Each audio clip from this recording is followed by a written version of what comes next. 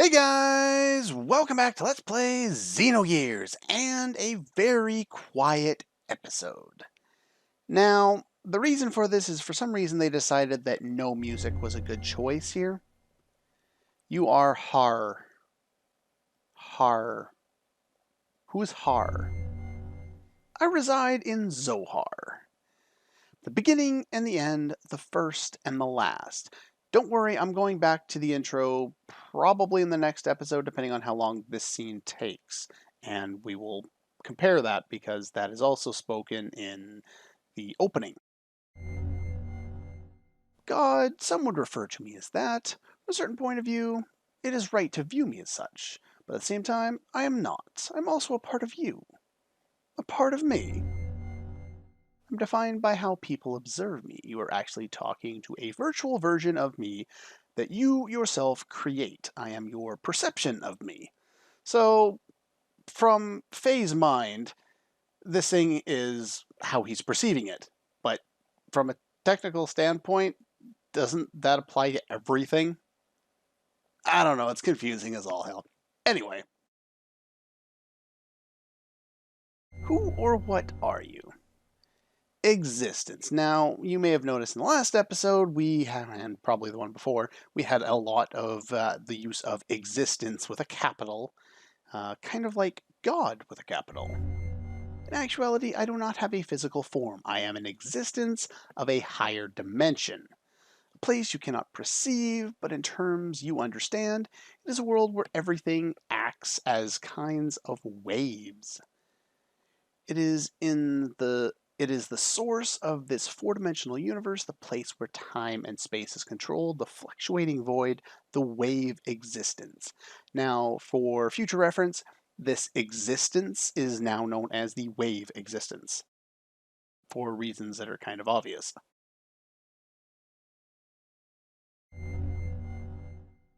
Long ago, a modifier, or a pseudo-perpetual infinite energy engine was created. That engine was named Zohar. That's that orange slate thing with the weird eyeball in it that we saw there. The reactor was created by an ancient people from another planet to attain what is considered to be the ultimate energy possible within this four-dimensional universe. Eventually, the people use that same same engine to create the ultimate interplanetary invasion weapon, Deus. Zohar was used as its primary source of power. We've already kind of learned most of this, but this is being reiterated by someone we don't even really understand. The engine started to examine blah blah blah. Requiring energy, the engine connected this dimension to the higher dimensional space. As a result, the reactor merged or synchronized with the wave existence in that higher dimension, i.e., the person we're talking to, or the existence we're talking to, for lack of a better term. I descended from the point of contact created by the machine through the path of Sephiroth. And yes, Sephiroth was mistranslated for whatever reason. It should have been Sephiroth. That's the reference that Sephiroth is being made to angels. The path of Sephiroth, I think, is the path to God, if I remember correctly. I didn't go specifically out of my way to get that because I kind of remembered it, and that's at least how I remember it off the top of my head. Basically, it makes perfect sense here. This entity, this existence that is basically God, descended through the path of God. Makes sense to me. Basically, yeah. After I advented, good choice of words, to the four-dimensional world, in order to stabilize myself here, I had to exchange or materialize my form and enter into the modifier engine. In other words, I became bound in the Zohar, the cage of fleshy existence. So basically, this Zohar, this perpetual energy machine, of course, needs to draw on this perpetual energy from somewhere. So it needs, obviously, a source of energy that never ends. In searching for that, or however the machine works, it drew from a higher plane of existence, basically heaven or the afterlife or whatever you want to call it. And that was this alternate reality where the wave existence lived. And so, in order to do that, it kept drawing on this power, and as it drew on this power, the wave existence was forced toward the Earth, or to not even the Earth, but the physical plane, the universe that you and I all know. And as it did that, it was caged within Zohar. Yeah, basically he's trapped. He has no way of getting through. And I know I'm applying a male pronoun to an entity that probably has no distinct sex. Simplicity. I don't think we have a proper pronoun for unspecified gender. We probably do at this point. I'm too ignorant to know it. I had to reverse the process I went through to arrive here. I must be released by the one who instilled within me a special feature of this dimension, the will. That one is you. Okay, whoa. How long have you been here? Because the whole Deus thing was arriving here, if we remember correctly, 10,000 years ago, and Faye is nowhere near that old. It was given a special attribute of a human by you, the contact. This is someone else referring to him as the contact, and we finally figure out what that means. I was given a mother's will.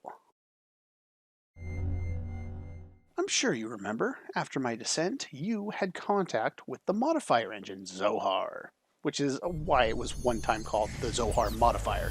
That's the Zohar. That is not Ellie. Well, it kind of is, and we'll explain this. As a contact, and that of child, of course, even though it looks like Faye, isn't this Faye. Basically, let's get into this. Being but only a child, you define my existence with your desire to return to your mother. Thus I came to prepare the mother's will. That will is Ellie. Ellie's disposition was influenced by me.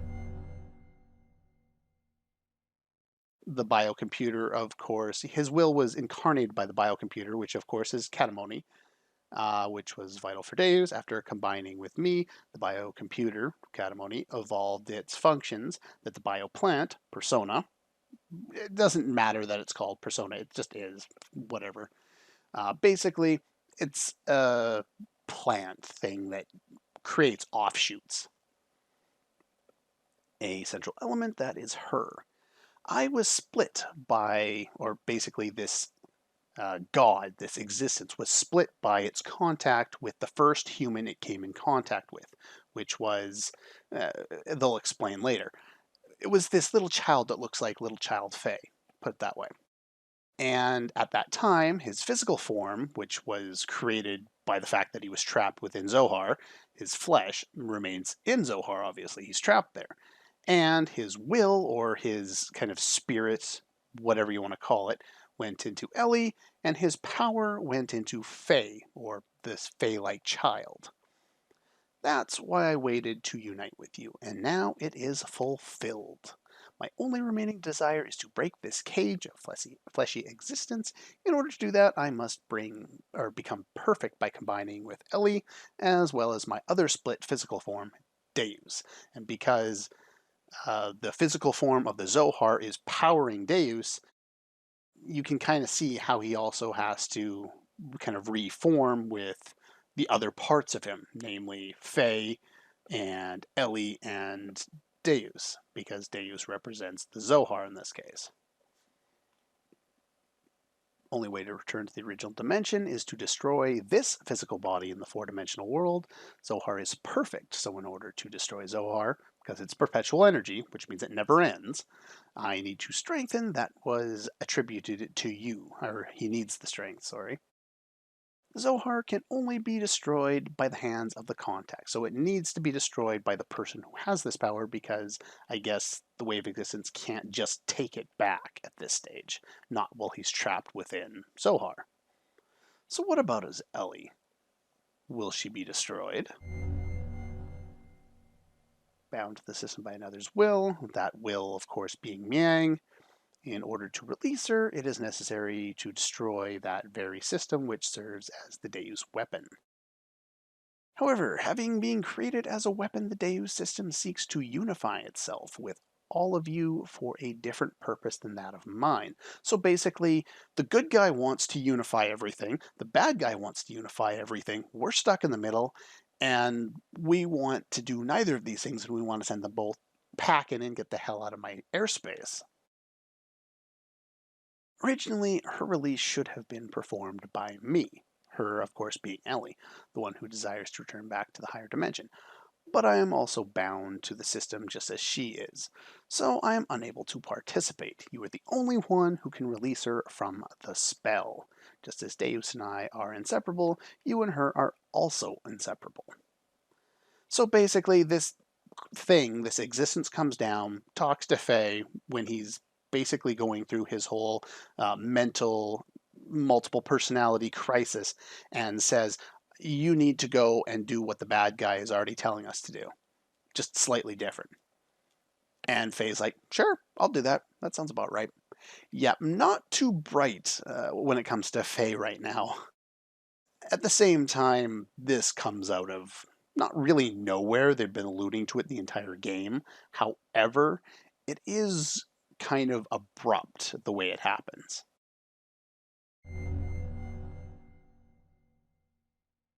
It is a tragic lace.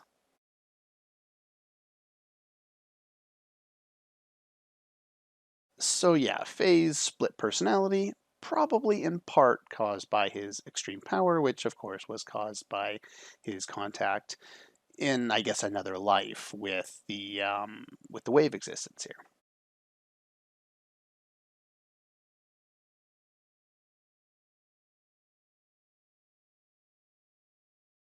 I think that's Faye.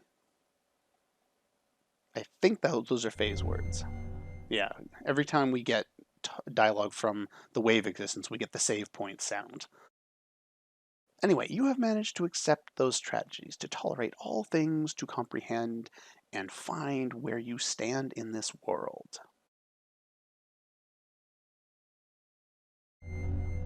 To liberate all of us, use the Xenogears. Destroy Zohar. What? There's more I need to ask you. Of course, the system is awakening. Ask her later. Save your data. Nah. I have save states. And those are the easiest way to make recording this game, especially in these sequences. Yeah, as we can see, this has all kind of happened within Faye's mind, and who knows, it may have also happened in a single instant. And we also finally find a use for Xenogears, the title of this game. It finally has a purpose. And with that being said, Faye has pretty much done what he was supposed to do. He has gained control of id.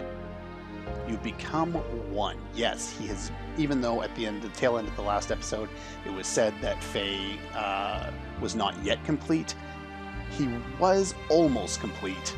Speaking with the wave existence caused him to become complete. So now he is unified. Id, Faye, the coward, and the fourth personality all rolled into one.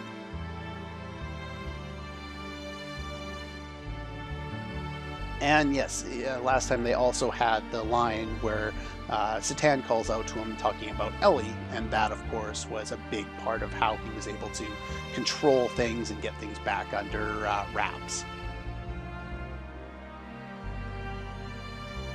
This is, after all, Dad, you and I must become one. Graph. How the hell? I reached the limit of the body I possessed on that day 3 years ago. I required a body that would tide me over until your true awakening. That is why I acquired the body of your father. And yes, we can make a reference to Darth Vader if we want here. That's fine. I don't need to make a so direct clip or anything like that to it, but regardless of your awakening, your merging, and the inherited memories you have acquired, there was no way for you to know this since you lost your memory at that point, the point which I merged with your father. What about Wiseman? What about Father?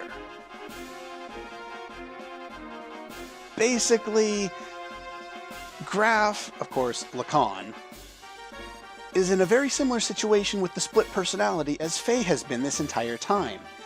Basically what happened is he used too much power, or Faye, young Faye, when they had their battle when he was a kid, used too much power, and Graf eventually lost his power. There's another scene we have yet to see which further explains this, but basically Graf ran out of power. He ended up merging in a weakened Khan, and what Khan did is, it was thought that he was dead. He created the Wiseman personality and continued to act, and Graf kind of held in the background, much like Id hung in the background for Faye, and they each were able to get free whenever, you know, they were in weakened states, and yeah.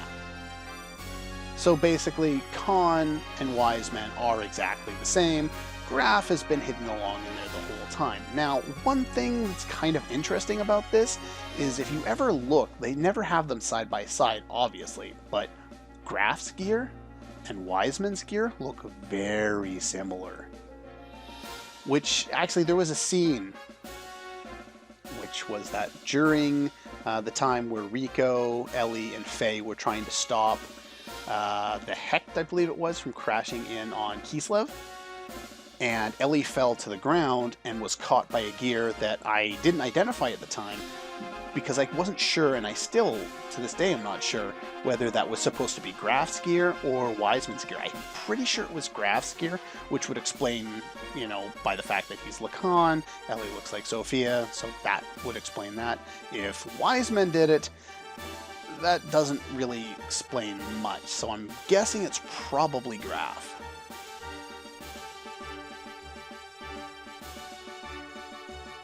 Yeah, so when Lacan separated and became Graf, his physical body, the body that descends for being the contact, that one basically just, you know, over time, blah, blah, blah, I'm not going to spoil it, but the Graf part was able to lock on to different things. His body, it just says right there, it reincarnates. But his spirit, the Graf spirit, the spirit of Lacan, that one just basically goes and possesses different people.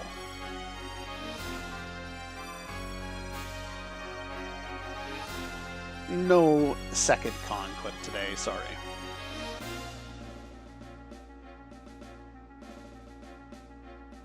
Then we can go to eliminate everything. We just got by one person that was trying to do that in id. You don't get to control me.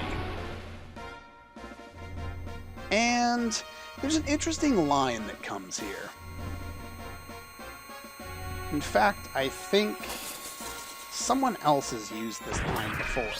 Protecting your master, I think in terms, someone said that I think Ellie was protecting her master, again referring to Faye, but anyway.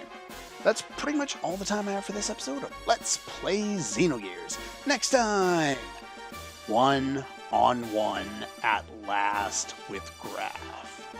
That's all for this one, and I'll see you guys next time.